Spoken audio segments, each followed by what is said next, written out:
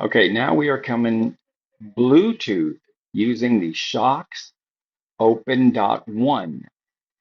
These are the ones that kind of just wrap around your ear, as you can kind of see there. They sound great indoors. In a previous video, I tried them outdoors, outside in a noisy environment with the wind.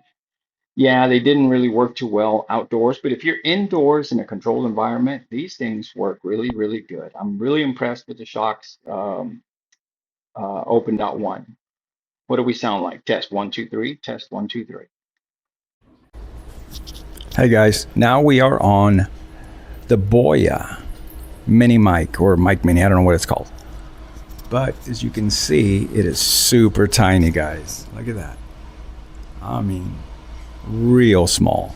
And it's hooked up straight up through the USB-C connection on the camera.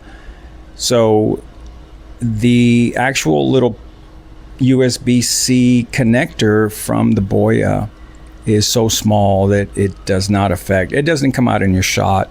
It's within the width of the camera, so it's going to be hidden. It's not going to be in your shot, and it's going to be hidden in the stitch line. What do we sound like? Boya Mini Mic.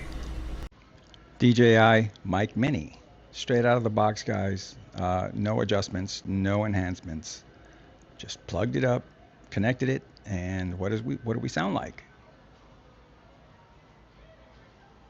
DJI Mic Mini. All right, guys, and lastly, we are connected Bluetooth using the Insta360 Mic Air. Now, I'm really liking this one.